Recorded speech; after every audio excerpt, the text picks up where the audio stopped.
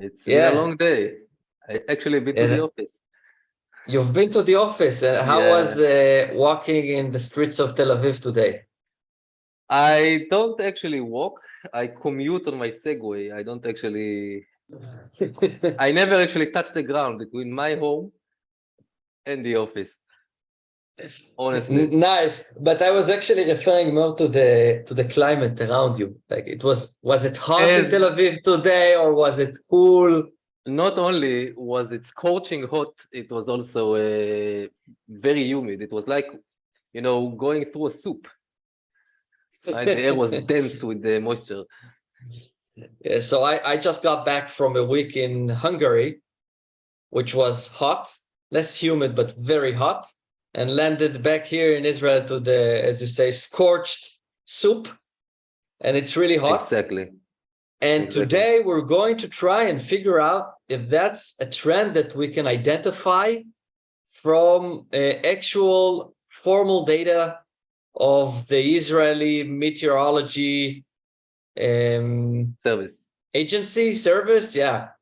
So what we actually did here was to download data, official data from the website of the government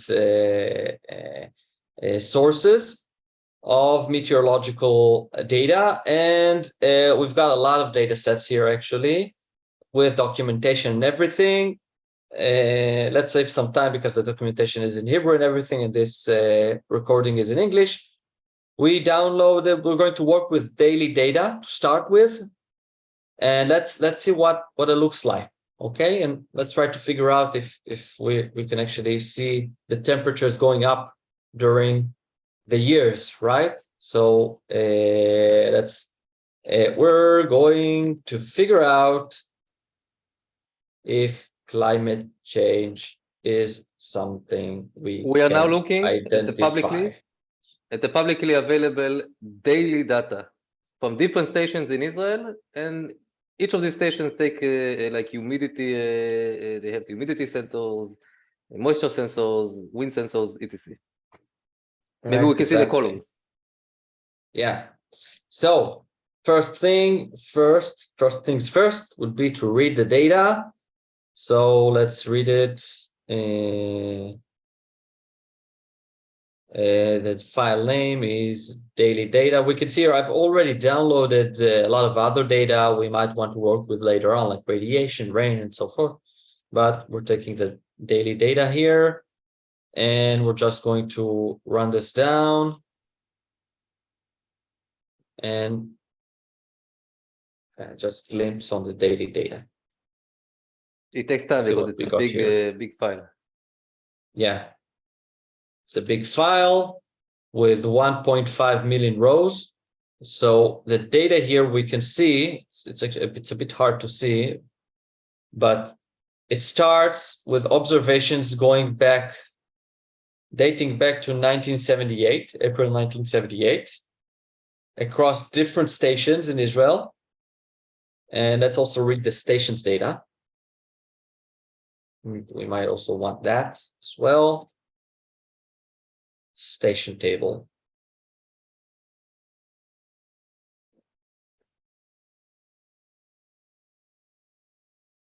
So, that's interesting. You see that the thing here, there's a different separator here. Yeah. So it read it as one single column. Interesting. We actually split it by a delimiter. Yeah, so there's actually a function for that. It's called delim. Read delim. So now we got, I think, yeah, now we got it. It's interesting that this one read fine. It's actually a comma separated value, but this wasn't a comma separated value. This was a, how do you call that character? That one going from vertical line millimeters. Yeah. Yeah. So inconsistency there in the files, but we see here that the stations has a number, a type. I wonder what's the station type, maybe the type of data it records, the station name in Hebrew, in English, the coordinates, and a lot of other data we might want to oh, we've got the starting date and the end date of the station. So we want to look at a large, like trends going back to the maximum time we can.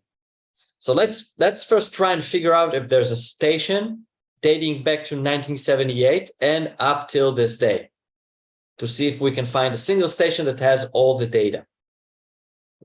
So figuring out, figuring out, is that spelling right? Yeah, figuring out what stations we want. Finding a Selecting. station. Selecting stations. Exactly. We want to figure out if there's a specific station which dates back to 1978 until this day. It would be the easiest thing to work with. Come to think of it, it's pretty interesting because it's a tiny country. How much variance would you expect to have between different places? Maybe topographies, right? Like higher and lower, but otherwise. So I think that when we try to look at large scale trends, like trends dating back, it's not that important, but you do have a lot of variation between stations. So try and think about a station in the northern parts of Israel, like the Hermon mountain. Yeah. Versus a station at That's a high plateau with the snow sometimes, and we also have desert in Israel on the south. Yes, yeah, and we also have the humid area like Mishor HaChof, like on the coast, right? Versus Eilat, which is very hot but not that humid. So we've got a lot of different variations here. So there is a very internal variation. But if we can find a single station that works out through all the time, we can start with it and kind of get a quick win. Can we see a trend or not? So that's what I'm trying to figure out now. But there are differences between the stations in Israel. I'm sure of it. You know, there's the Bikat, the Jordan. Yeah, there are drier places and less dry places, taller and lower for sure. Exactly. So we call that stations, right? And we want to group by well, you know what? We don't actually need that. Like we can just try and view. We can just try and view that. Oh, but the thing is that it has like a large number of stations. So let's try and take just the station number and the station name, right? And let's get I'm interested in the date open and the date closed, sorry. And you know, the thing is that we can see from the glimpse here that the dates themselves, okay, we've got date went first. Exactly. But this is actually a date. So the function actually read it as a date. So I can just, you know, take the date close and do minus date open. I guess you don't need to take the date close. You can just select and filter everything that has NA, meaning it was never closed. It's still operational, I guess. Yeah. I can do that, or I can also set, instead of NA, set like the current date. So if I'd actually prefer that. Why? So because then I can actually get the time, the actual time that the station has been opened. Yeah, exactly. So what I want to do is first, under that assumption of having like NAs in the date close, means that the date is still, the station is still open, I can just use if else or even coalesce. So what coalesce does is it like gives the first, it might, okay, if you say so. I didn't know it exists in SQL, but yeah, what it says is that if this value is NA, is null in SQL, or NA in R, than just put the value in the next argument. You can actually put as many arguments as you want and goes one after the other until it finds a not missing value, like an actual value.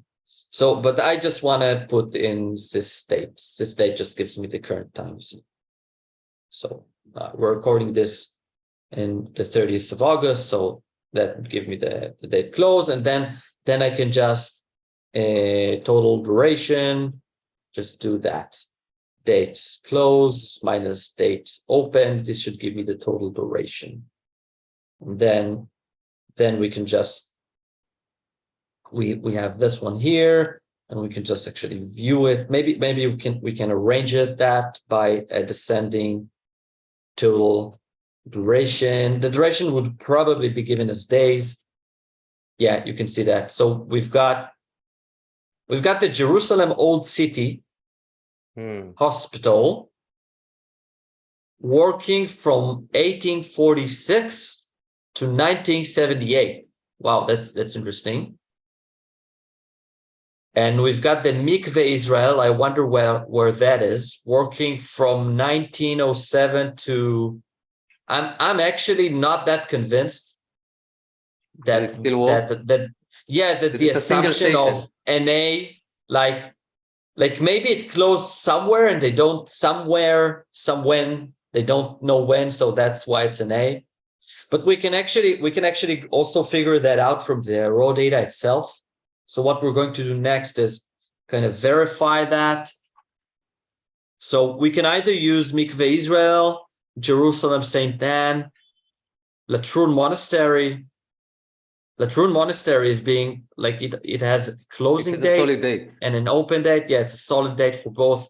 Goes back. We actually started this recording saying that the data goes back to 1978, but that's wrong. Yes. It goes back a lot further. I wonder if it's I wonder if it's also daily data back there.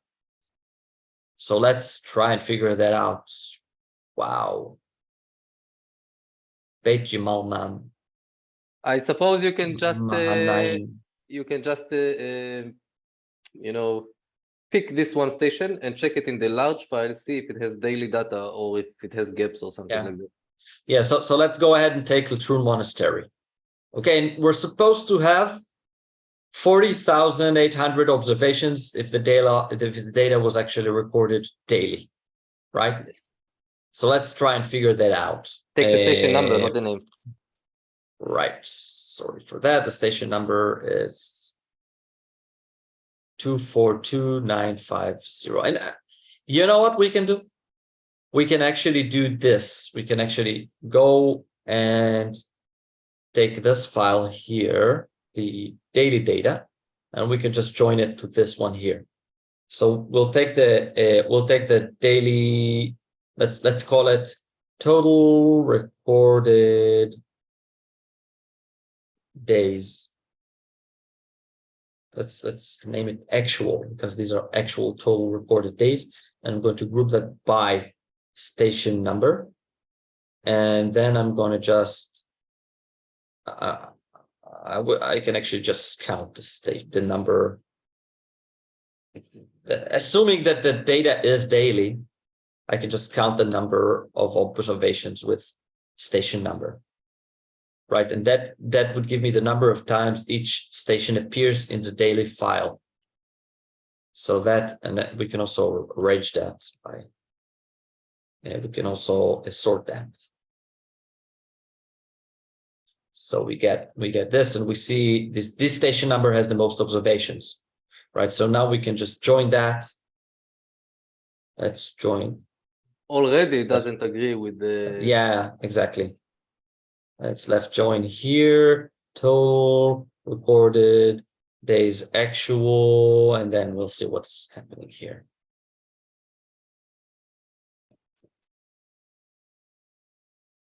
Okay, so what we got here is Beit Jimalman. Beit Jimalman. These two numbers are actually very similar to one another. Yes. So we might want to just take this one. And that would give us a trend from Maybe or take Tzfat instead, the one below, because this one, yeah, because it dates, like it goes up till yeah, our time. Yeah, maybe we'll do that. And then that's, I wonder why we have two, like, do you see that we have a lot of duplicates here? it's possible there are two stations, the same. It's the same station number. Yeah, so the reason for It was having closed and reopened, maybe. the reason for having duplicate values is because in the original file we have this station, yeah, once with this number and then with this date and then with this date, and you're probably right.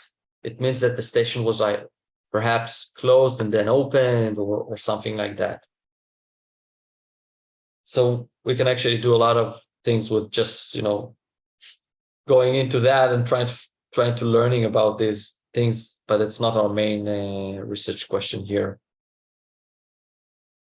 So let's go ahead and take what you suggested. Let's just take Tzfat. Tzfat HaKnaan, right? Yes, You've been to Tzfat? I guess. Yeah. So it's actually a high place, right? The temperatures are not that hot as in other places in Israel, but again, we're trying to figure out a long-lasting higher trend. and So less humid, and it has more rain. Should be colder. yeah. Presumably. So we've seen that Tzfat is probably a good station to start with. By the way, what I'm doing here is actually like we're trying to build a model or something like that. What I'm trying to do here when I start this work is trying to go with a very simplified approach. Like the first thing I said was, let's try and take a single station and try to figure out very small what's happening there before we try to generalize or kind of work our way through the entirety of Israel. So that's something you might want to try when you go into a new project of a data science or data analysis, and kind of try to simplify the problem and learn it from a specific perspective, from a specific angle, and only then try to generalize to other things or complicate it further. I find it very convenient to work like that.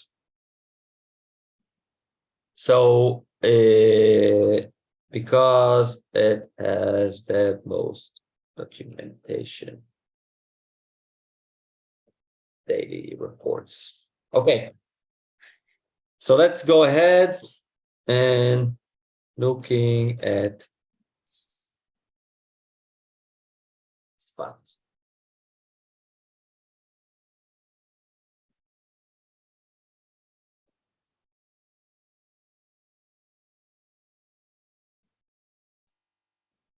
So that would be going to the daily data and filtering STN num equals, and what did we say here about Tzfat? 4640.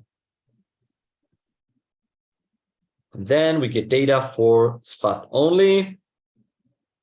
Now I wonder if we even have the data we're looking for. Like we need to make sure that this station has the temperature data. And I'm seeing a lot of NAs here. So we've got the temp air max. I'm guessing that's the air temperature, the maximum air temperature measured at the day. And we've got the temp air mean, the minimum temperature measured at the day.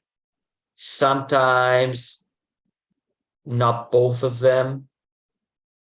Sometimes neither of them. If you go a bit further to the future, or in time, but it's not future, it's still in the back, like 50s or something, is it more?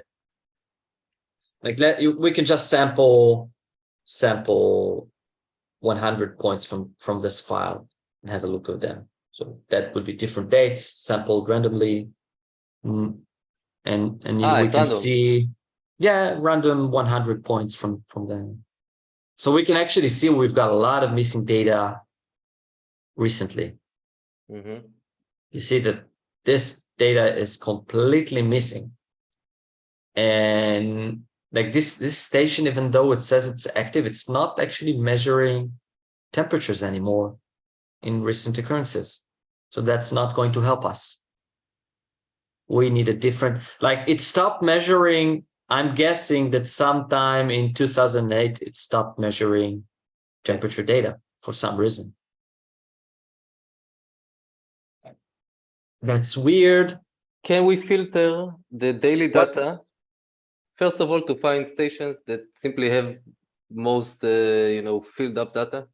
So we don't have so many gaps. Yeah. So what we need to do is filter here and require that they don't have NAs in the temperature air max data. Let's assume that we're going to we should select. We should either work with maximum temperature per day or the minimum temperature per day. Let's work with the maximum temperature per day. And we want to count the number of instances in which the max temperature is not missing. So that would lead us to a new file here. It's actually quite interesting. Like, it's not going to be, I'm already seeing that it's not going to be a short episode, right? Because there's a lot of data to pre-process here. Yeah.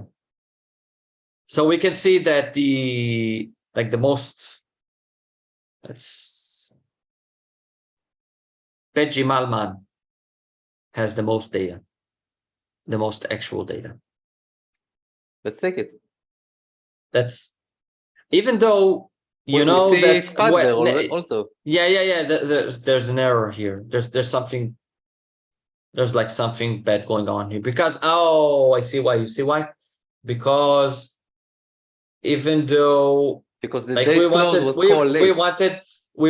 we wanted something recent, right? But we yes. filtered, like we saw that it stopped measuring in 2008, something like that.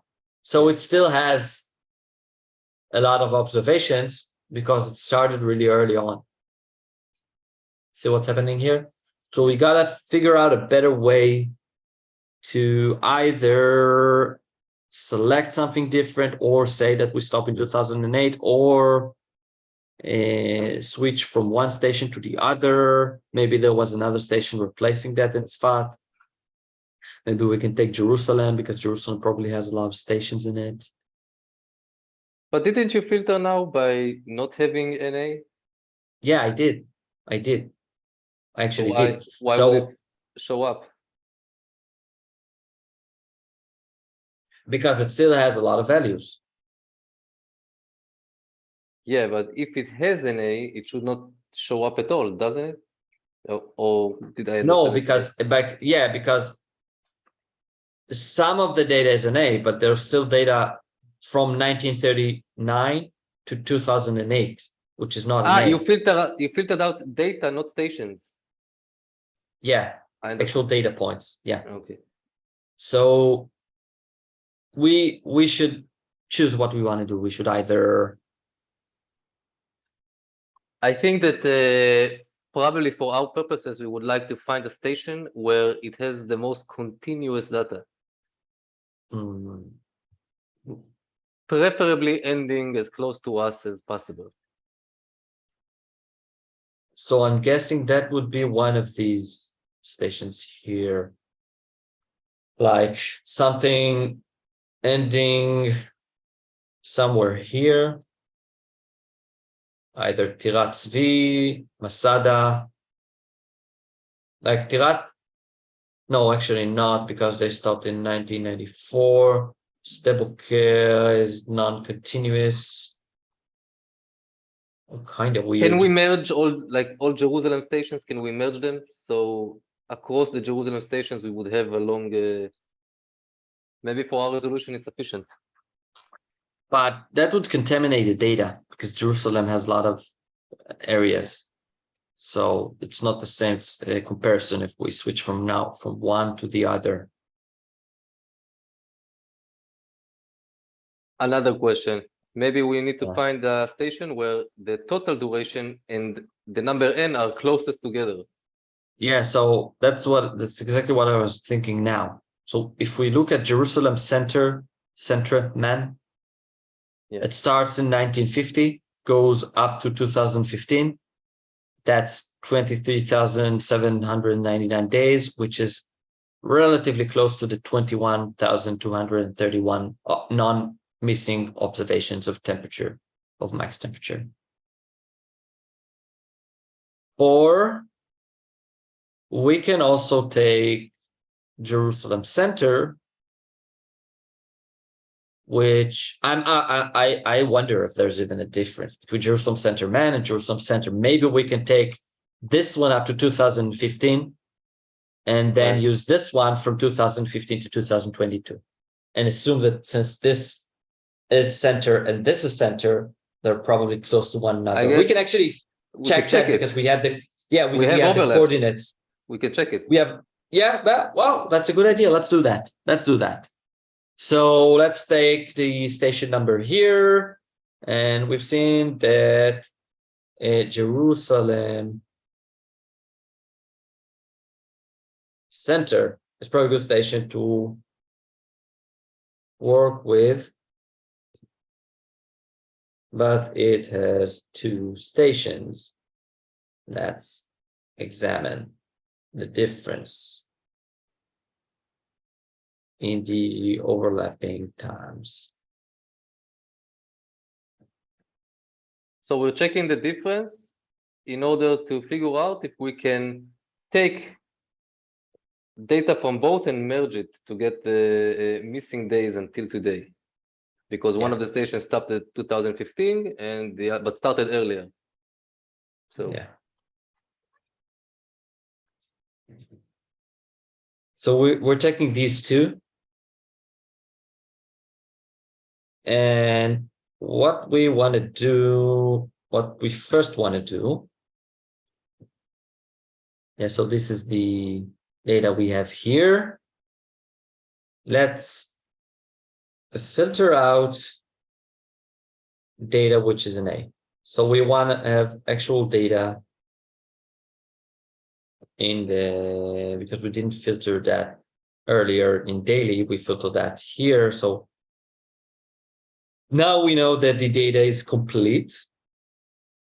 And we want to compare the two. So let's center compare, station compare. Let's call it station compare. Let's see the difference.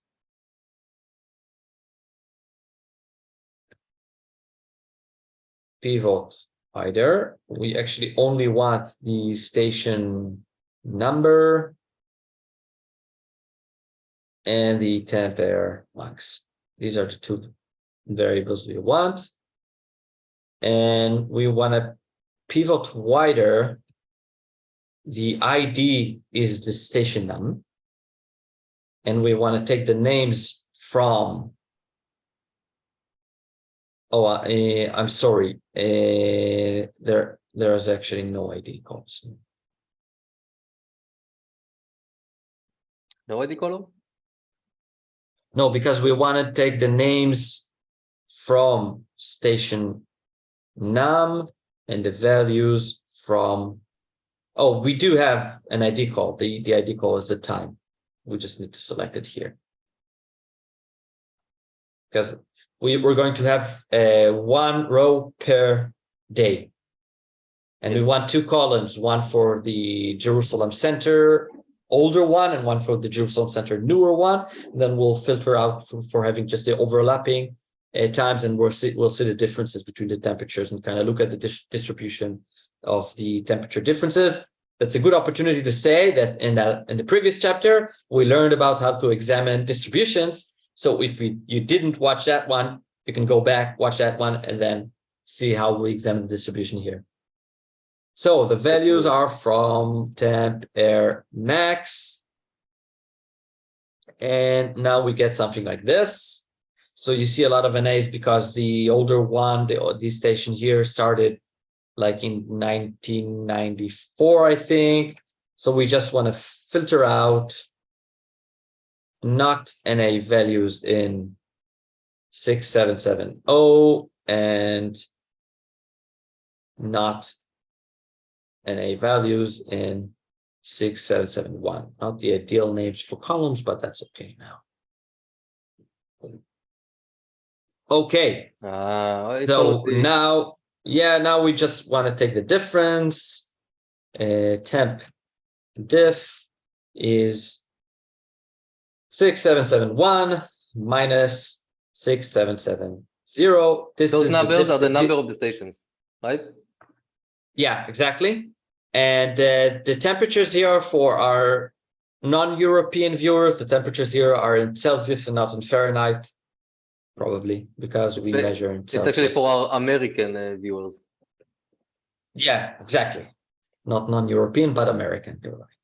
And Australia uses Celsius or Fahrenheit? Like Australia Nobody uses Fahrenheit. Okay. So now we got the difference and we can have a look on it.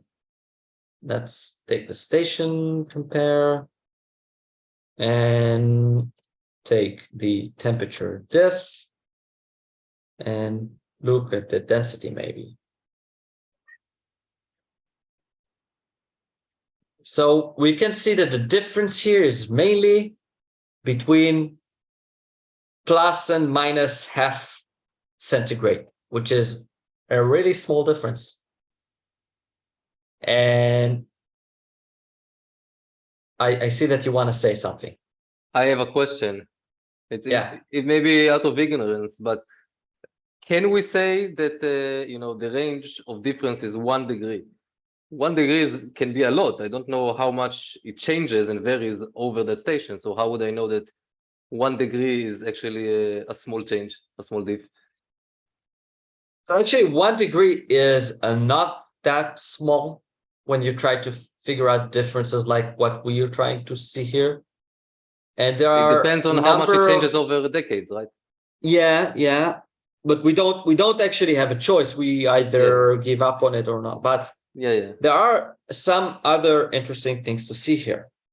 For example, you can see that this distribution is not symmetric. You have a bias to the negative side.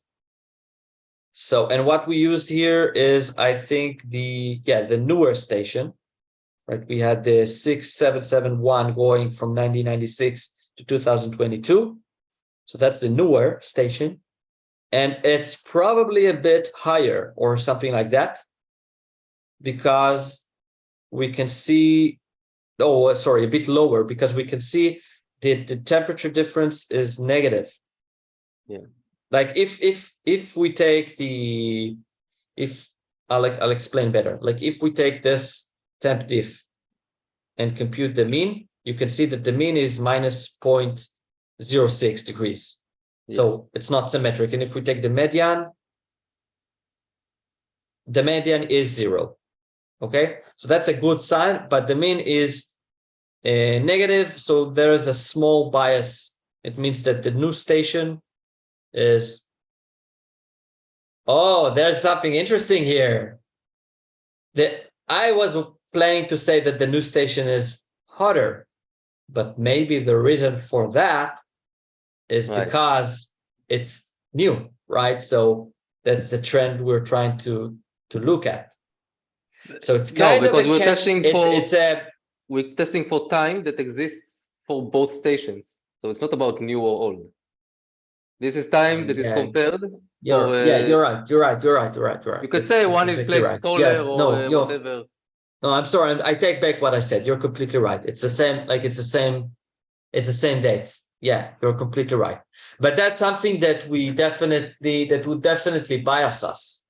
It causes a bias. Like if we find out that there is a trend of temperatures getting hotter, we don't know if that's because that the new station is like lower or at a hotter place or something like that. You see what I'm saying?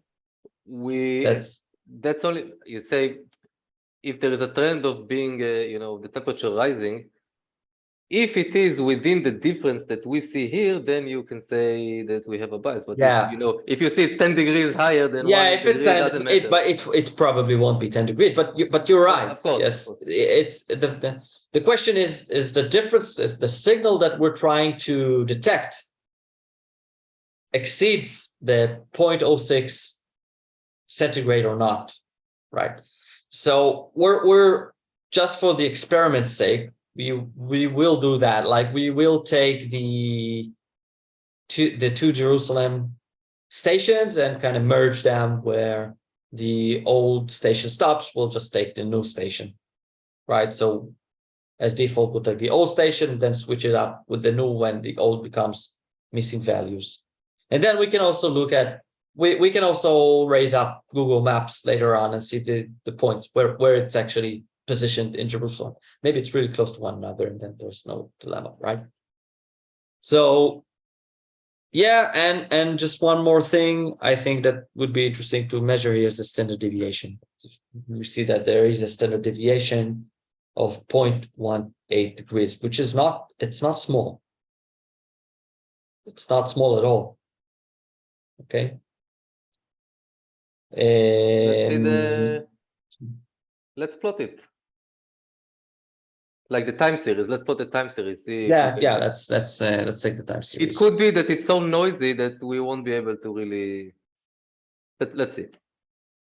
Okay, so I'm going to first define a new data here called Jerusalem complete, and I'm just going to take the state. Well, actually, I can just use the station compare here. Like I have here all I need, everything that I need, except for the fact that you filtered by NA. Yeah, exactly. Except for the fact that I filtered by NA, and that's not something I like. So let's just redo that here.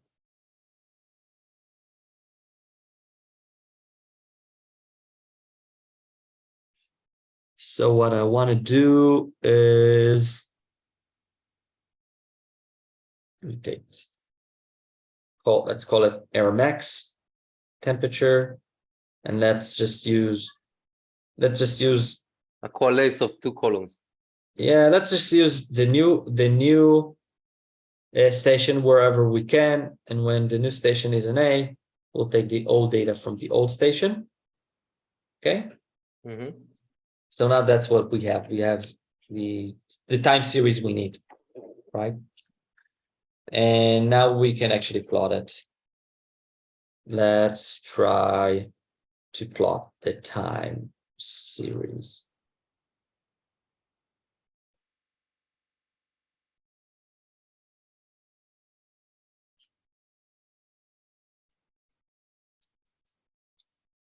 So we just want to take the Jerusalem complete here.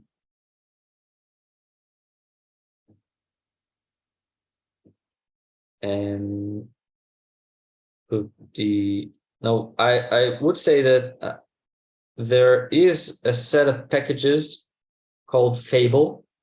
Mm-hmm.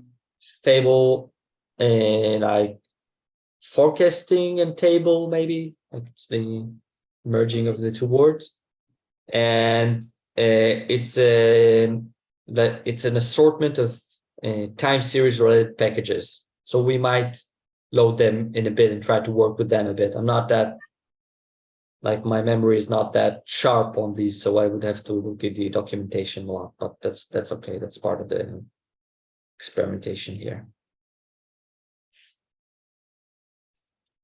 Sorry about the cat. Okay. So let's see. Let's see what we got here.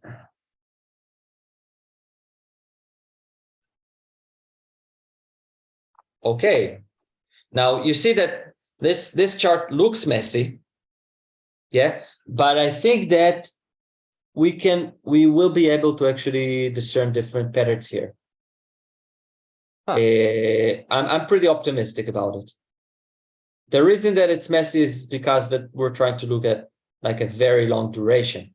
But if we just like if we want to figure out if there's a seasonality and various elements of time series, just to figure that out, we can just take data from the recent years, and that would clear up a bit the mess we're seeing here,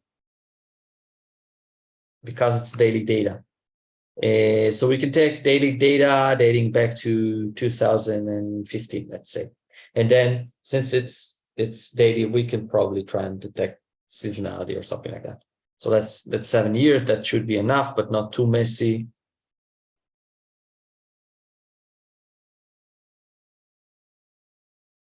Let's plot that. Oh, that's awesome. That's awesome. So you can actually very clearly see that there's seasonality here, right? And it's not surprising because the Earth rotates pretty consistently. You would expect that, yeah. Yeah. So you can see that we're in the northern part of the hemisphere. So we've got the cold season during like January, February, right? The beginning of each year. Like December is the winter here. The winter starts on November, December, and then you get to March, and you've got the spring, and the summer is July, August, and that's the exact seasonality we're seeing here. So what we would like to figure out is we want to use a model to break apart the seasonality and clean it up and see if there's also a trend. So you can have both. You can have seasonality, which increases over time. So you still see the same sinus wave or see the same seasonality, but every time it goes. It's not a perfect wave. It has a trend, an element which takes it up. So that's the next thing we want to try up here. And this is the exact spot in which we're going to try and use the fable package for time series analysis.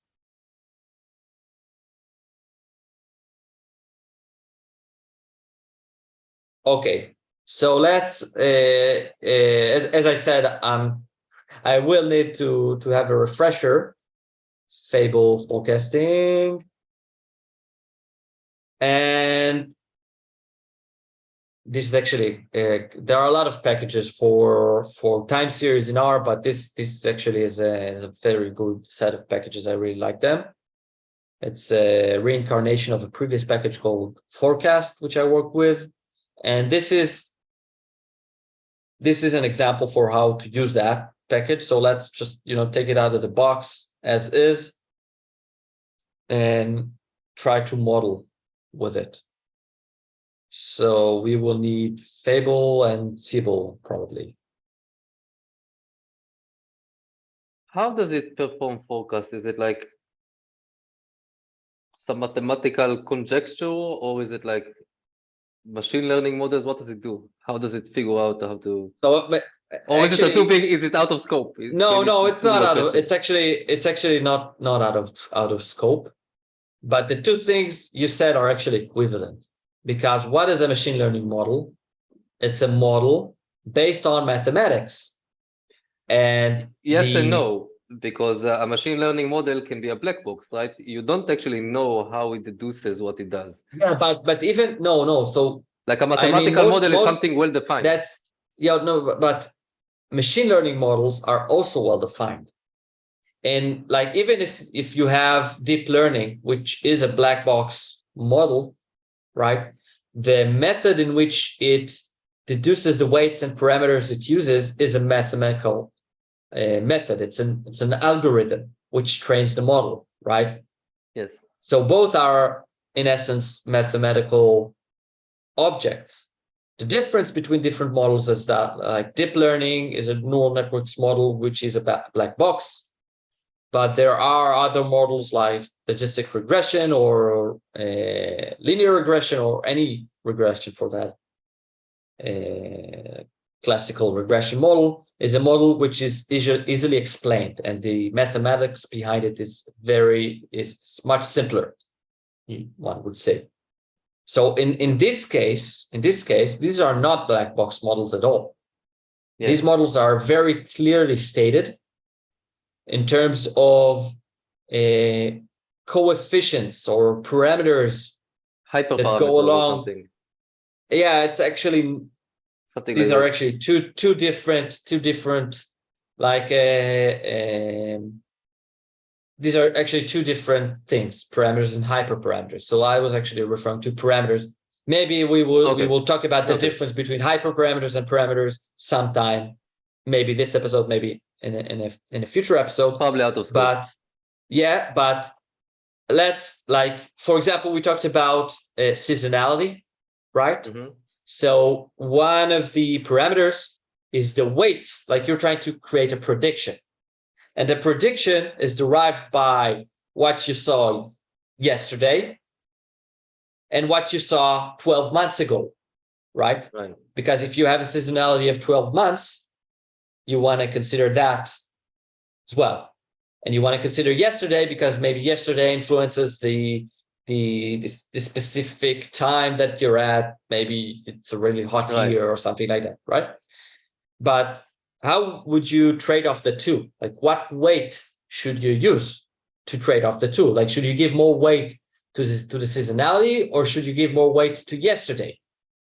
This is a parameter, like the weight you want to put on the seasonality versus the weight you want to put on yesterday and the day before that and the day before that and so on. So these are the parameters that these models work with. Okay. Do they resolve the parameters or do you give them the parameters? No. They actually resolve them. They find the optimal model.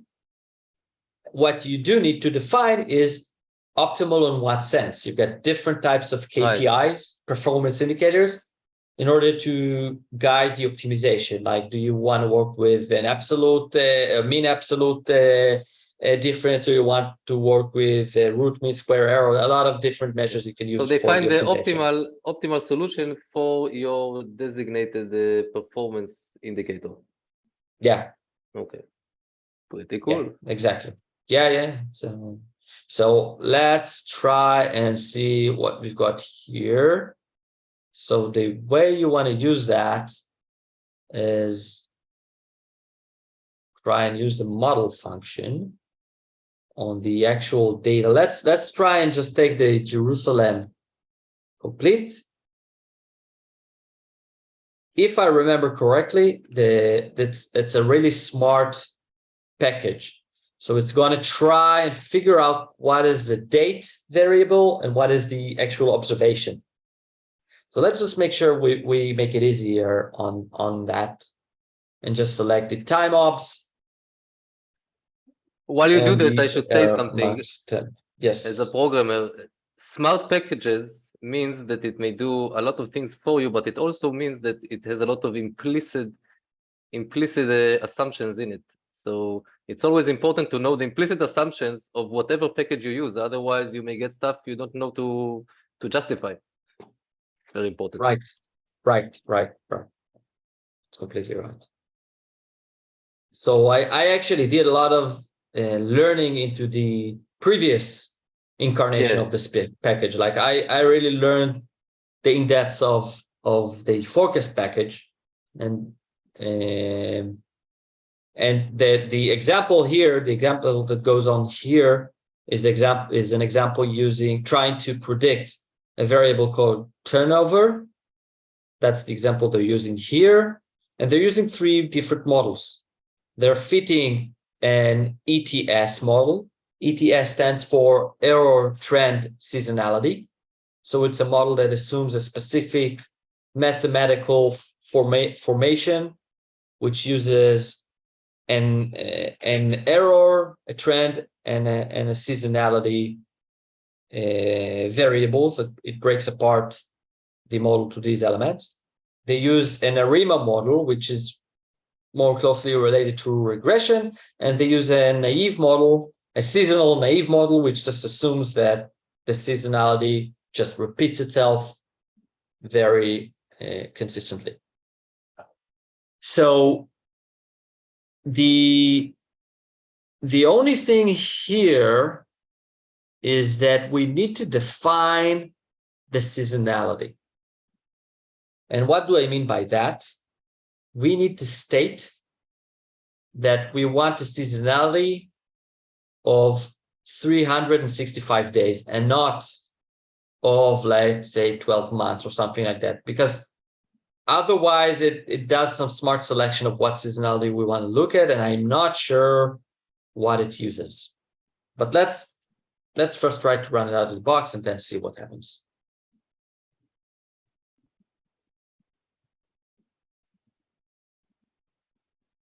And we got an error. No applicable method for model applied to an object of class TBL DF, TBL native frame. So we're something here is not used correctly. Let's see the example again.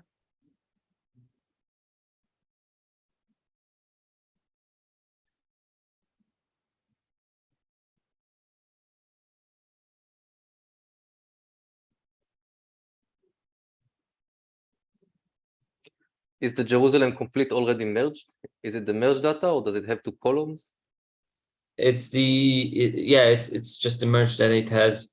Like I don't actually know if it has all of the observations. I'm assuming it does. Maybe it would be simpler if we just sampled the first day of each month and try to work with that. But what I'm trying to figure out now is what is the error here? Why are we getting an error? Because we shouldn't be getting one. We shouldn't be getting an error.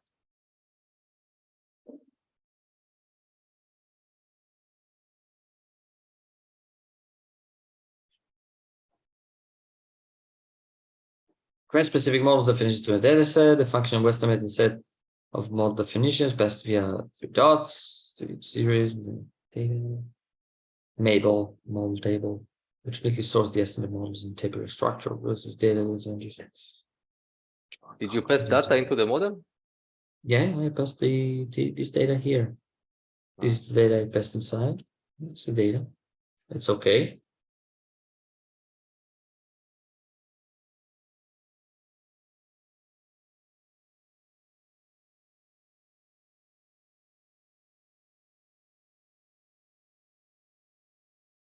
What I can do is just take the example and see what's going on here.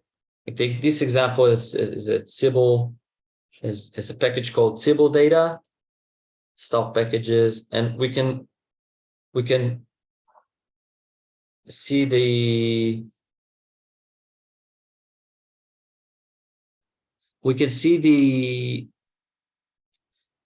structure, the data structure they're using, and trying to recreate that and see if that works out. So let's take this one. This is from the Tibble data set, I'm guessing. I'll just take that and let's see what we get here. You see this data here. Oh, you see this is a Tibble. So a Tibble and this is a Tibble.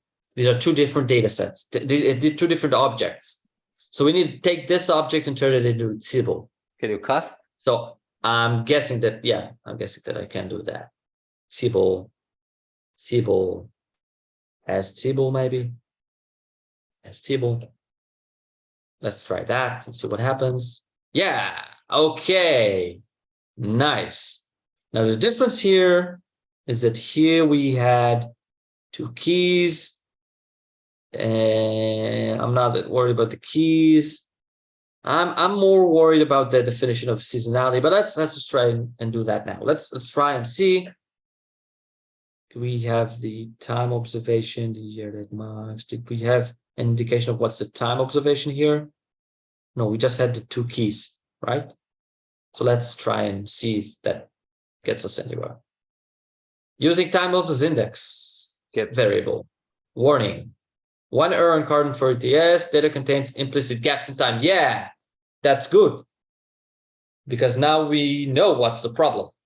And it also tells us you can use fill gaps if required to convert implicit gaps into explicit missing values using, but I'm not sure how these models handle missing values. So what I want to do now, instead of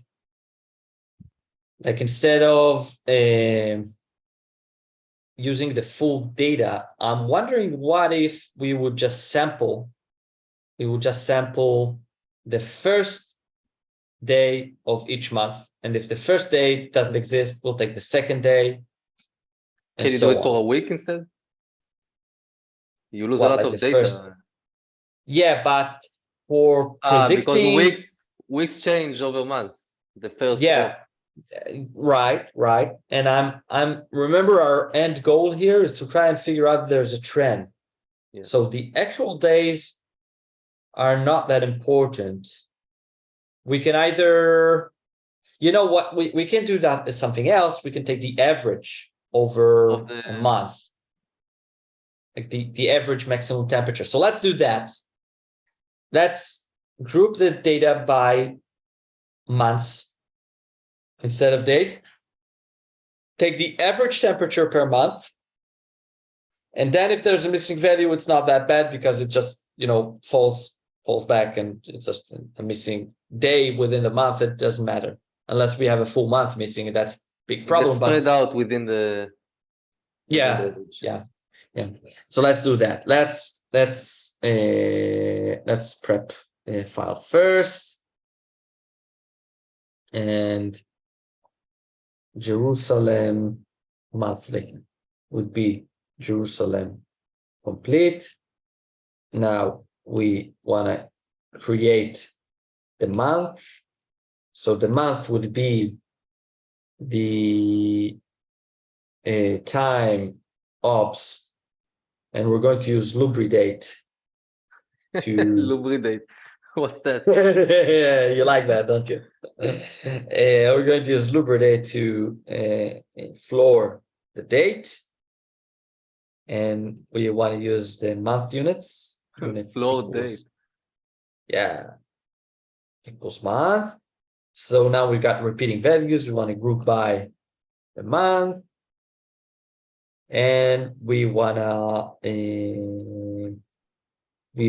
summarize to have the mean, max, temperature, mean, air, max, temp. Yeah, and if there's an A, just remove it. Just ignore it. And let's just, to be sure, let's just see the sample size. Sample size equals sum not is NA there. Just to make sure that we don't have like a month with just one observation or something like that. We want to make sure that we have a reasonable amount of days reported in each month, otherwise we have a problem. So now Jerusalem monthly, let's see it here. Yeah, now it's just 830 observations, and yeah, we have like the shortest months here are 24 days. So that's okay. I'm okay with a month with just 24 observations. February 2015 for some reason. So let's plot that. Let's just see what we got here. I expect a similar plot, but less noisy. Yes, I think so too. Chosen a monthly, and we've got the X for the month. We've got the Y with the mean, max, temperature, June. That's what we got here. Yeah. So we got that. Nice. That's our chart, and it's still noisy because the previous chart went only Yeah, it has a from lot more data points. 2015. Yeah, and it has a lot more data points. Yeah.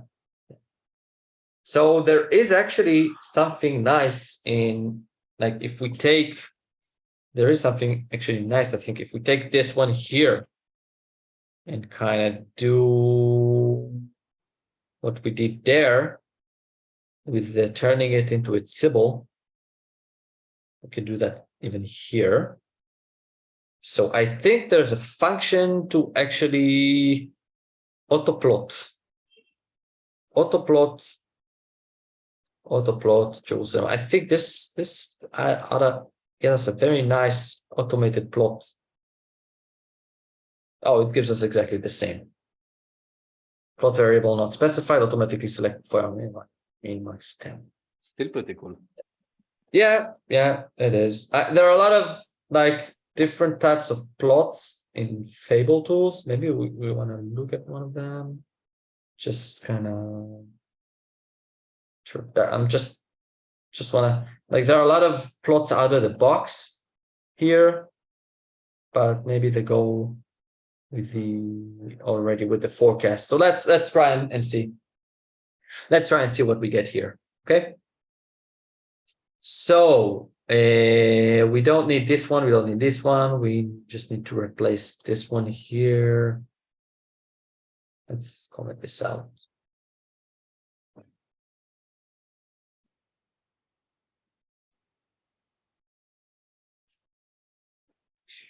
And Remove the cast. yeah, we don't actually need to select anymore, right? So the sample size is redundant. We don't need that as well. I just don't want to get it, I don't want to get it mixed up and thinking that the sample size is a time series. The time series is min max temp. And now I think this would work. Oh no, something didn't work. Oh, we gotta switch the name of the variable to min max temp and not the previous one, error max temp. Yeah, let's see what's going on here. Oh, and something still didn't work. There's a month gap. There's 1 month with a gap. Come on. Yeah, there is. There is. Let's try this. There's probably 1 month or more than that with a gap for some reason. Like no data. But maybe we have luck and maybe it's an old month or something, and we can just take let's try and figure out where it is. Let's see what happens. I wonder how fill gaps works with that. Exactly. Oh, so you see, ETS does not support missing values. That's what we had here. They So lie. we gotta no, because SNAIF probably does work with missing values. But we do have to figure out where is this missing value and try to understand if we can somehow fix that. Okay, in the 50s. Oh no, what's going on here? Something that's not something we wanted to. Oh, I see. The missing values are specific days. So it's not getting the seasonality right. But why are we seeing days? It's supposed to handle only months. No. It's it's an error. We want to be able to tell it. Just use it as months and not as specific days. Basically, you should remove anything which has an A. You will only remain with the days that have received the mean value, I guess.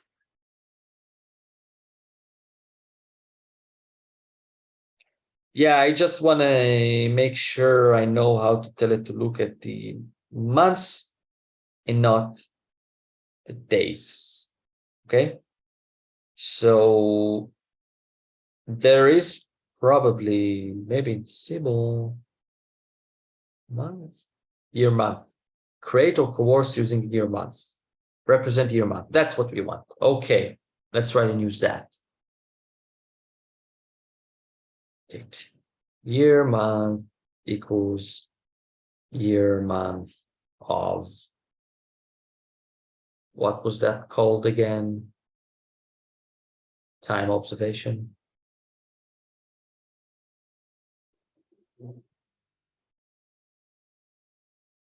Time ops not found.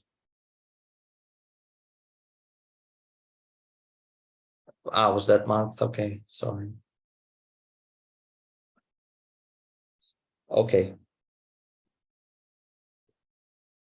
So now you see this, okay, now we're getting somewhere. Now you see this is a new variable. I just called it year month. And you can see that it has a new notation, like it's called MTH to stands for month. Type month. And it looks like, yeah, type month. And it looks like, you see, the year and the month. Instead of the older one, which had a complete date. So now what we want to do is use the year month as our time index and the min max temp as our actual time series. So let's try and do that. Here, we're just going to select the year month and we're going to select min max temp. And then we shouldn't need the fill. Why do I still have implicit missing values? I shouldn't have. Where are you? Implicit or explicit missing values. Why do I still have the month? Oh, I see. I need to ungroup. I think that it still used the month. That's why it has this. It had this problem. No.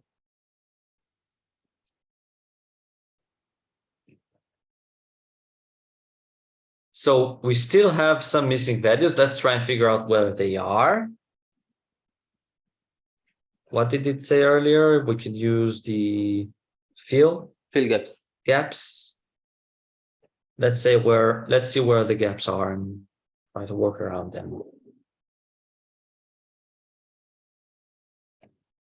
I don't get it. I don't get it. Did the changes you've made, did you save them into the variable? Like, did you assign scan gaps? Yeah, I did. See, you got this here. Fable. You see? Oh, why did it still leave out the month? I know why. I would create a new data frame and just no, take only those two columns. The problem is that I used ungroup, and ungroup is a tidyverse function from multiply R, probably works differently with fable. So what I want to do here is switch the place of this one, put it here. Ah, sneaky. And just then, only then, and just, okay, yeah, but before that, I just want to take the year month, okay? And I'm actually going to call it a month, and that's it. And then, I just want to select the month and select the min, the min max temp, and I don't actually need the sample size because we've used it for earlier and we've seen it and now we know everything. Okay, using month as index variable. Now that's good for us. Okay, that's good for us. Let's see that this one still works. Yeah, this one still works. And that's right out now. Okay. No, not nice. We still got an error here. The error relates to this. It's a different error. It's progression. I like your approach. Okay, so you see now it's thinking, which is a good sign. Yes. Yeah. And did we get an error here? No, we didn't. It worked out. Yeah. So we got a new object called Mabel. Mabel stands for, we had it here. What does it stand for? Something table, model table. Mabel is a model table. And now we can probably do something like autoplot fable prediction. Maybe we'll get it too.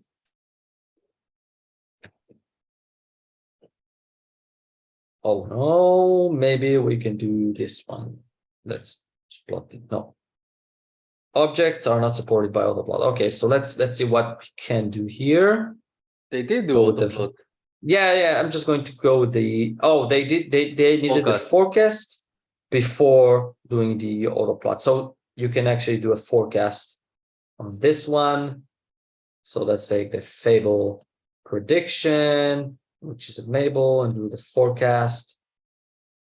And the argument is age. Yeah, age, we can forecast 2 years or any duration we want, and then use the autoplot function and see what we get.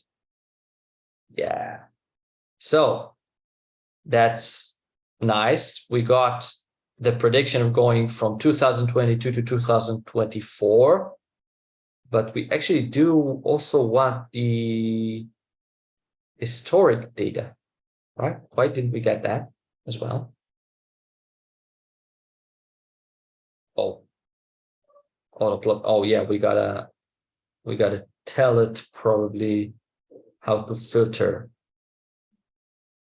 something like that.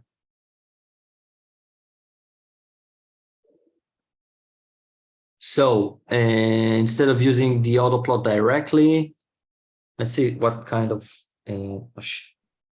we get. Okay, so we use the forecast.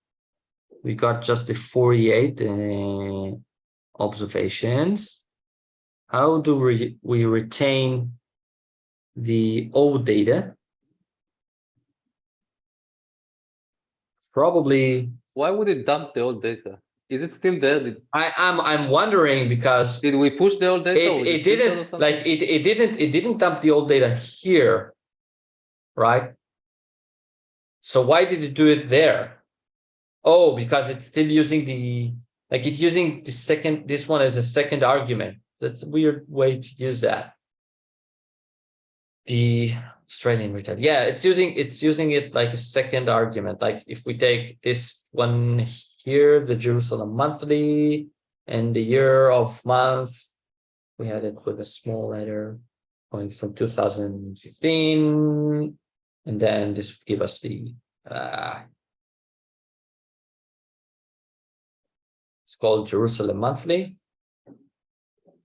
Why didn't it work?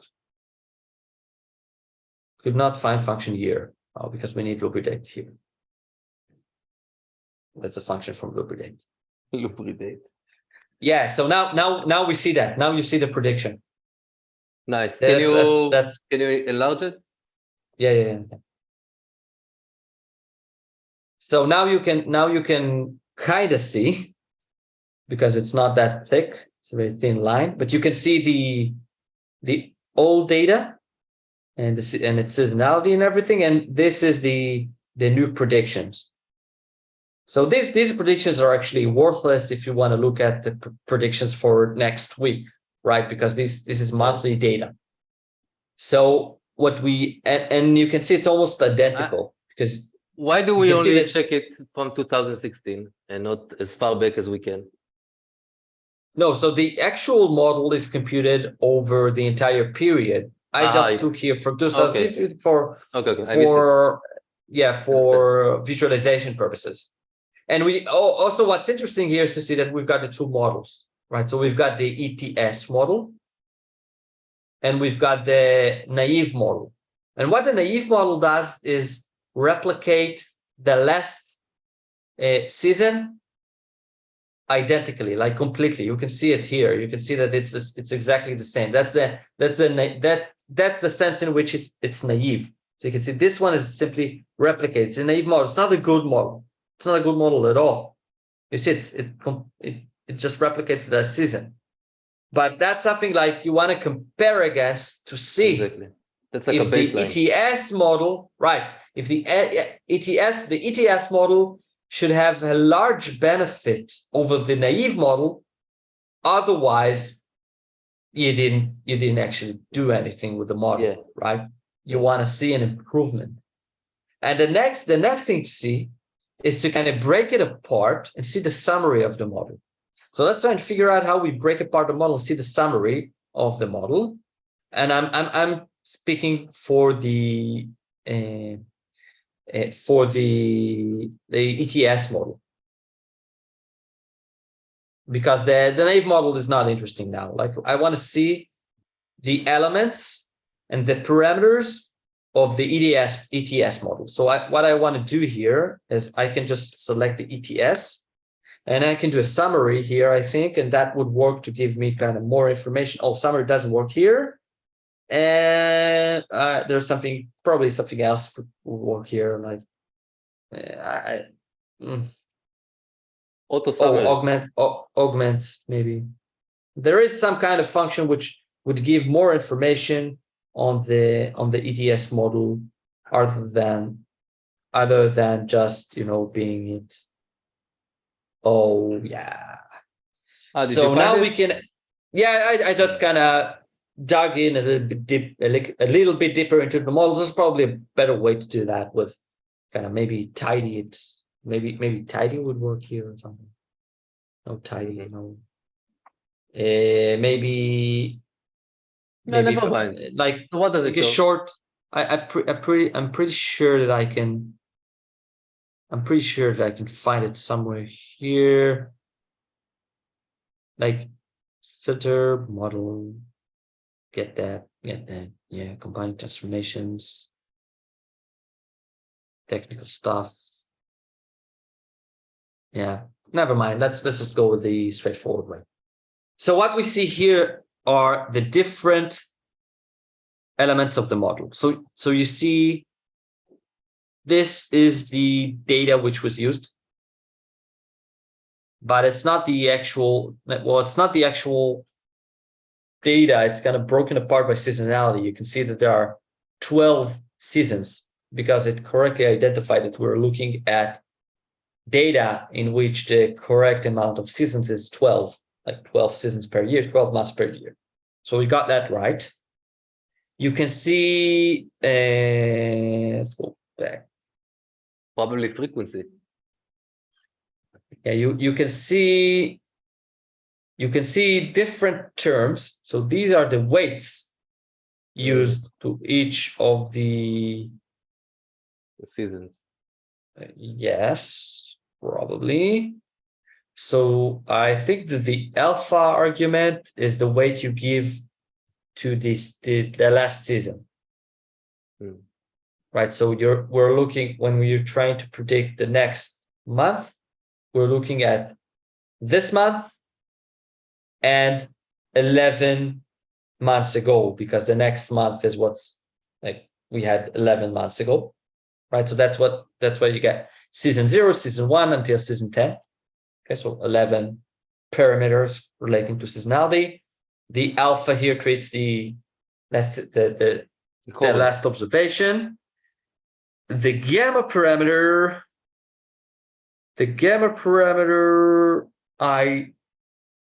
I would have to look at the formula to remind myself what it looks at. The interesting thing here would be, to see, so we have no trend. Okay, so the optimal model that the algorithm found has no trend. You see, the error type is additive, the season type is additive. So like you have two types of seasonality. You can either have multiplicative seasonality or additive seasonality. We won't go into the details here of what it is exactly, but you see that there is no trend. Okay, there is no trend. Okay, now so that's what the model, the optimal model says. It doesn't mean that there is no upwards trend, but if there is such trend, exactly. Yeah, I mean the signal of the trend is not large enough for the model to pick up on it if there is such a trend at all. We should remind our viewers that we said that this is only like we only took a sample to check it on the simplest possible. We only took one station, and we checked only one station. So supposedly, I guess telling me otherwise, but if we really wanted to make a study out of it, we would probably have to, massage a lot of different data from different stations. Yeah. So I'm wondering because I'm actually wondering, because in the news we keep hearing about like statements like, this last month was the highest temperatures in the past 30 years, or since we ever started measuring or whatever, things like that. So I'm wondering, like, what we did here was to take the average maximal temperature, right, of the month, and we built the model on that. I'm wondering if instead of taking the average, we would have taken the maximum of the month, Right. would we have identified a trend? Now that's something we can easily check now. It's the same code, only instead of taking the mean temperature, we need the maximum temperature per month. So let's try that out. But we had gaps, remember? Yeah, but I don't like when they said in the news, they don't read the gaps, right? Yes. So let's just take the maximum. So the gaps treat, like, instead of having 30 days, you had 24 days. That's not an actual gap if you look at the maximum, right? That's not that meaningful. It's time to mention that the news never say exactly where it was measured, at what time, right? Right. It's anecdotal messaging. It's another in the desert. They found like 45 degrees or whatever, but Jerusalem is a relatively cold place because it's tall, it's high in elevation. Yeah. So I just want to, before we do that, I just want to document here the model itself. So we'd have it here in the documentation. So you got the different types of output of the model.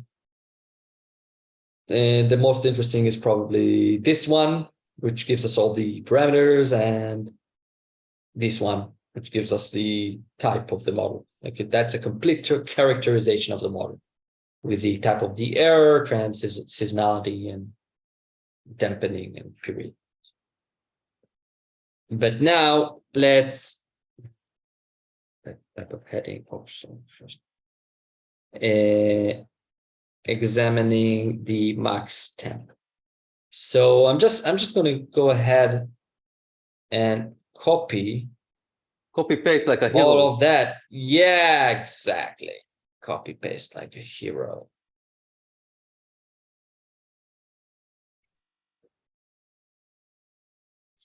So I'm just going to copy paste like a hero.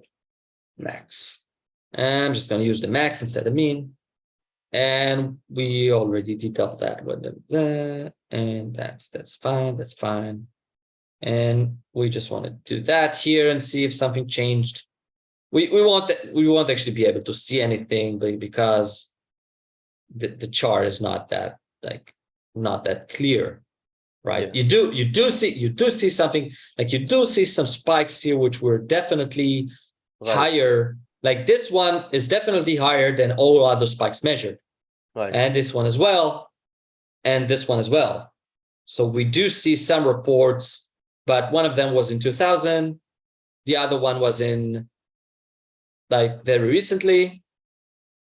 But you also see, but equally as much, you also see spikes like in the 1980s. You had the lowest temperature measured up to the measuring period. And the same, like, I'm guessing that's the 90s, maybe 92. Yes, 90, I remember 91 and 2 was one of the coldest winters in Israel. I know. Actually, I remember being in Haifa Mountain in snow. Exactly. Which is not common. It happened only once. Exactly. So, yeah, so that's 92 probably, 91. 92. You know, climate-wise, people say global warming, but one of the symptoms of climate change is the increasing irritability, right? So your minimum, the difference between the minimum and maximum increases over time. Of course, at different locations and stuff like that. It's not just the maximum that we expect to increase. It's the difference, the irritability of the data should increase.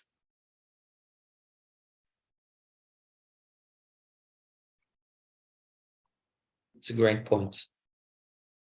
I'm just gonna replace the names here just to not to mix our. So let's we're not actually interested in the prediction here. What we're actually interested here is in the model itself. So let's take that one here. And what we're actually interested in seeing is if this model has a trend or not.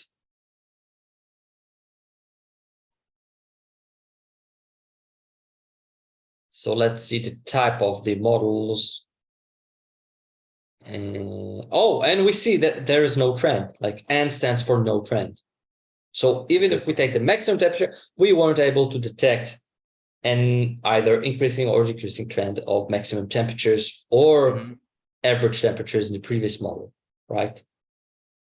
So just to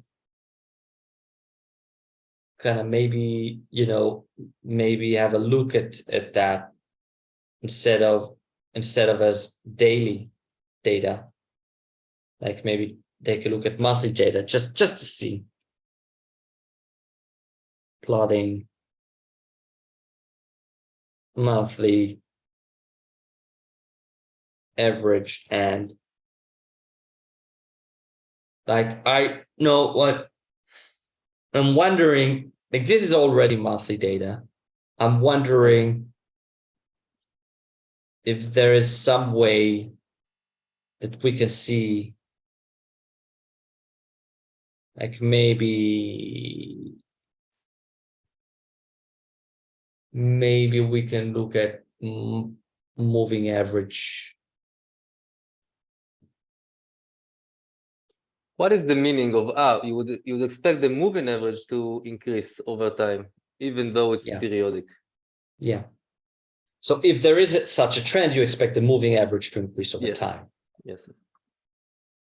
So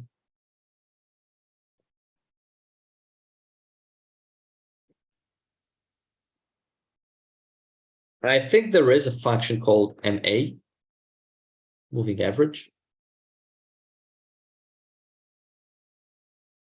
Maybe I'm wrong.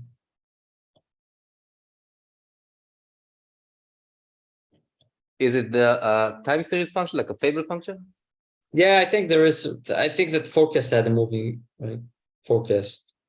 Forecast is now a function and not a library, but it's easy to make one if you want. But let's try and Arima is a moving average. Arima is not exactly a moving average. It's moving average is a private autoregressive case of integrated moving average. Exactly, it has a lot of coefficients. The moving average has only the like if you have a moving average of a window size X, so it has only X parameters, right? The moving and Arima is a generalization of that. But this is enough to give us the moving average. Let's try take this. Let's take this one. And let's left join the Jersualem monthly as well. Maybe that would work. I'm wondering if left. Try MA with capital letters. Oh, maybe. No. Nope. Let's just get it here. Table moving average.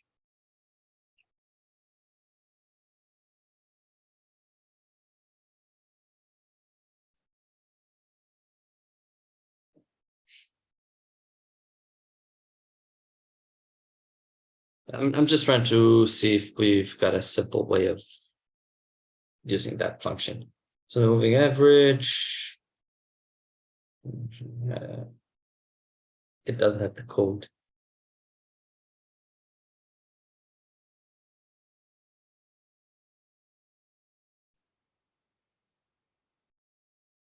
Oh, that would be mean, maybe. Here it is. Like that's the one we want. Okay. Let's try that one.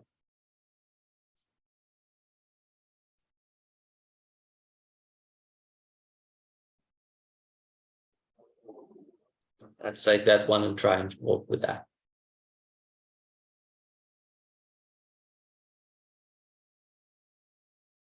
Just let's take the mean temperature model mean, and instead it's not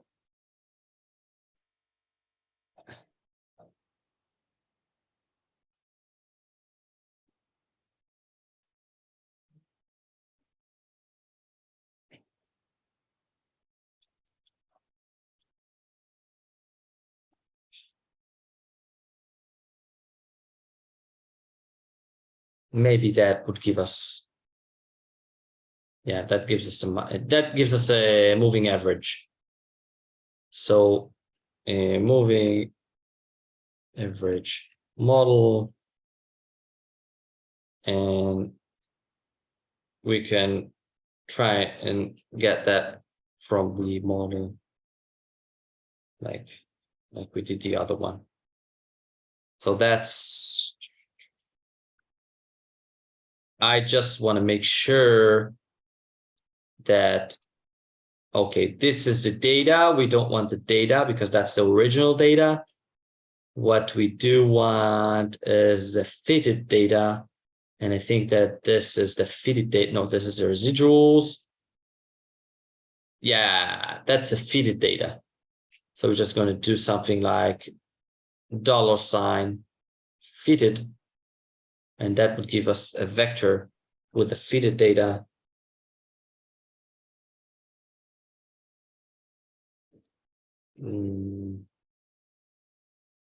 There's probably a better way to do that. But yeah, there is probably a better way to do that. But like with using augment or something like that, I think. I'm just guessing here. Just guessing. Oh, a correct guess. No. Unbelievable. Yeah, I used the augment function and I got what I wanted. So this is actually the fitted data. This is actually the original data. And you see, you can actually see how the moving average works. It has a window of 12. So it actually wasn't supposed to give me data here because it should be using 12 observations. Yeah, right. But maybe it starts using whatever it has. So exactly. The way we want to look at that is see if 10.5 is the average of, or maybe 12.3. You just got to start with the second year instead of the first when you plot or analyze or whatever, because then you know you have 12 samples. So like that's the 12.3 we see here, right? So the 12.3 is actually a mean, like the average of the observations. The 15.4 is a mean of the last 4 observations. Once you get up to the full year, you've got the data being the average of the last 12 observations. And now you can actually plot that and see. Now this still gives us like, that should be more of a smooth ride. I mean, more of a smooth. So let's try and figure that out. We should start from January 51, I guess. Right? Yeah, maybe. I don't think it matters that much. Okay. I just think that we can use like X is month and Y is the fitted. And hopefully we get something much more smooth than what we had back there in the previous. Yeah, so like you see here, that's if we would have filtered that well, you get that filter, then get the moving average, filter month greater than equals 1951 0101. I think that does the job as well. No, you have to give it a month type. Like 1951 space Jan for January. Yeah, no, nope. That didn't work as well. But you can just slice it, and that's it. Just take for simplicity's sake, you just like take the from 12 till Like how many we have here? 870. Probably you can do it better some way, but doesn't matter that much. It's sufficient. No, yeah, gets the job done. So that's interesting. But remember, this, each observation here is based on the last 12 observations. So if you had a series of really hot years, you see that's what you see here, and you actually do see some kind of trend. But it stops. Like there is some kind, we did move up from, I would say, like 22 degrees somewhere ish, 21 degrees, to something like 23 to 24 degrees ish. And maybe if we change the window size to something bigger. No, I actually want to get something more smooth. So as you increase the window size, the average is conducted on more observations. So you're actually decreasing the resolution. Exactly. Because you're making it more smooth. Exactly. So if we take 24, for example. Put the slice to 24. Oh yeah. Because it messes the scale.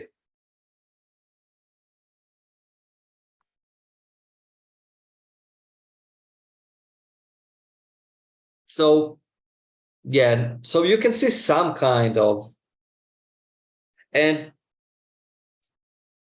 to say, like, if we would have stopped the model somewhere here, like in 2010, we might have gotten a different result, saying that there is some kind of trend, but we didn't. We stopped it here, 2020. Right. And you see that there's not necessarily something like, there's not necessarily a trend here, but you do see a trend here.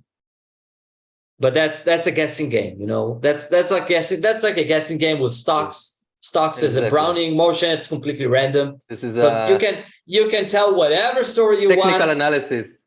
Yeah, you can tell whatever story you want, and it would look right and feel right, but it's just not the math. I have a the story math says there is no trend. Yeah, okay. In 2015, we moved to a new station, which we know measures differently by 1% or so, by 1 degree, plus minus.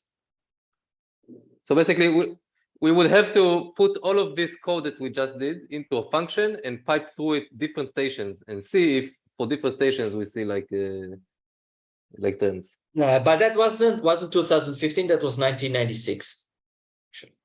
It started from the new stat. I stand corrected. Stories, as they say. Yeah. But there's a lot of room for further study here. You know, one model shows there's no trend. Visually, you can see that there might be some kind of trend. That's interesting to see here. So it's good that we didn't stop in the model results, but actually did look at the moving average. As a professional data analyst, right? You have one model. Data scientist. Don't say data analyst. I never use that word because there's different professions, but never mind that. Yeah. That's good. Good distinction. As a data scientist, so you have two models which, let's say for this purpose, they disagree, right? So you have the forward forecaster which says there's no trend, and this one which is, you know, by the eye looks as if there is a trend. What would you do? You have to dig deeper. You have to dig deeper. You have to look at different kinds of functions. Like instead of looking at the maximum or mean, you have to look at maybe different things. You have to look at different stations. It's a difficult problem. Like long term. That's basically the nature of the. Yeah, but you know, that's one of the reasons I'm guessing that climate change is something that you can try and deny. You can try and deny climate change, even though the consensus today is that there is climate change. But for a long time, there were scientists denying climate change. and saying that you can interpret the data in different ways, right? Until the data cleared up, that was a pretty fair thing to say. Because we've talked about this earlier, but in geological records, it's one of the things that you hear a lot. If you look back in geological timescales, the temperature actually did increase quite a lot, much higher than today, and decreased and increased again. So what changed is that with the accumulation of data over this century, we know that the rate of change is higher than it was in geological times. That's why today we can say with greater assurance that indeed there is a climate change. Plus many other parameters which we can delve into some other time. Yes, but it's not easy to It's not easy. Kind of necessarily detect the trend, right? So the optimal model says, like we saw here in this case, the optimal model said there is no change, and then we looked at the moving average, and it looks like there is kind of change that may be dampened in recent years, but it did occur. So it would look, but it's not like, it's still not mathematically or statistically. It's worth saying, until you use a hypothesis and show that it's right. So this is just, it's worth saying to our viewers, this is just an example of how to, explore new data. But the problem of climate change is very complex because there are many different microclimates, her topography is, it's not a simple problem that you can look at a few stations and deduce that there is indeed a climate change. It's much more complex than that. Yeah, and you can also, like, if you take just, I kind of had, now that we're talking, I just had another idea. Like, let's just take one observation per year and see what happened, right? Let's just take August and see what happens. If there is an upwards trend, you should be able to very clearly discern it by looking at a specific consistent month, right? So let's check it. So let's say the average temperature of August, which is the hottest month here in Israel, I think. I think so too. That's actually another question we can ask the data at a different episode, probably.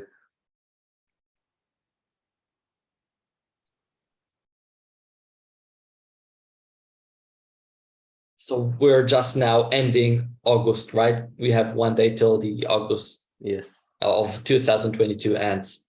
So this would be a nice way of looking at the data. And we're going to take this one.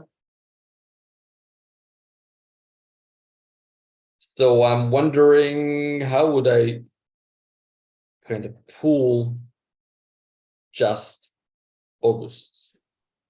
That would be maybe, I'm wondering if I just use as character month, would I get a character or an error? I got an error. Must be a logical note. Oh, I'm sorry. You take month. Oh, like that. I just want to, get it unsupported. If I understand, you want to cast it as string so you can slice it by. Yeah, so I can just, I can also do it differently. Like I can also kind of use month on month, maybe. Just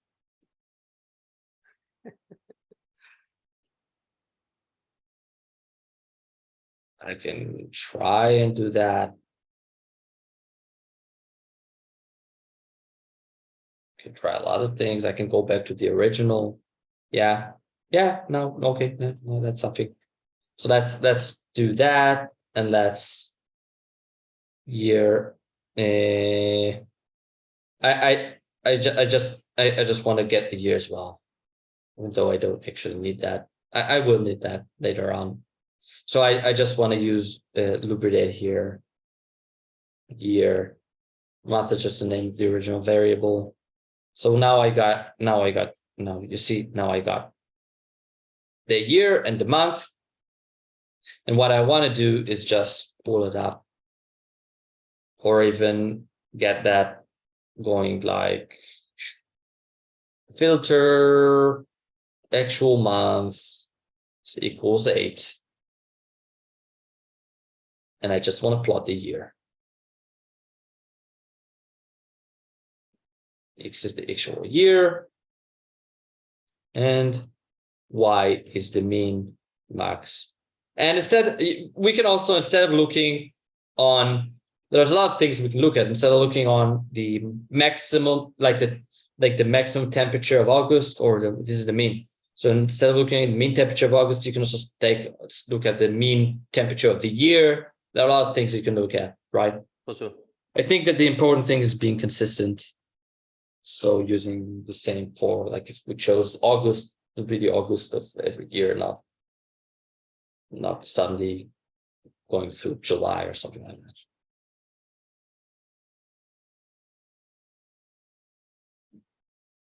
Yeah. So, I mean, that definitely seeing something going on here, right? Also try and do a geom smooth here and just methods OS like that, and then you see What is lowest? So there are different kinds of smoothing. There's a linear model for smoothing, and there's a spline method called lowest. It actually connects different polynomials. Yeah. And then it can give things like this kind of smoothing here, which actually shows the trend or some kind of trend over the years. But it's interesting that you do get a lower trend here. You get a negative trend here, right? So as I said, you can explain a lot of things. I mean, if global warming started when? Like, when did global warming or climate change start? Let's say it's usually the consensus is attributed to the start of the Industrial Revolution at the mid-19th century, where you can see a spike in the atmospheric carbon. So you'd expect to have monotone behavior, right? But it's not monotone from this chart. Like we see from the 1950s to the 1980s, there's kind of a decreasing trend, and then there's kind of an increasing trend. So it's not conclusive. But right? of course, we're just seeing one sliver within a large. Yeah. Interesting. So yeah, very interesting. Very interesting. That was actually very fun. I feel like we only scratched the surface of the. Yeah, like in every episode. Like, and this one is already. I mean, how long have we been going on with this? Like 2 hours, no? 2 hours, 10 minutes. Oh man, we'd have to split this episode up to maybe 2 probably videos or 3 or something. Probably. Yeah, but that was fun. So, Indeed. do you want to recap that for us? We started by loading the publicly available meteorology service data, the daily data, which has all kinds of stations from all over Israel, which started and ended in different arbitrary dates. Some stations started last century, some stations started only last decade. And we picked one which has the most consistent samples over the years, meaning as few gaps as possible from the moment it started. And then we looked for all kinds of trends. With fable for forecasting time series, and then with moving average, and then what else did we do? We looked at August for every year. That's it. Right. Yeah. Right. Pretty interesting So, stuff. yeah. As you said, just it's scratch the surface. Exactly. Yeah. So, it as goes always, to show that you really have to Yeah. massage the data to get anything. Yeah. That's like a common thing. Yeah. Exactly. Yeah. Right. So if you enjoyed this episode, let us know what you thought. Subscribe to our channel. We do like your feedback. And if you did anything interesting with time series, let us know about it. And until the next episode, it was lovely analyzing data with you as always, Nadav. Thank you. Likewise, Eddie. Thank you.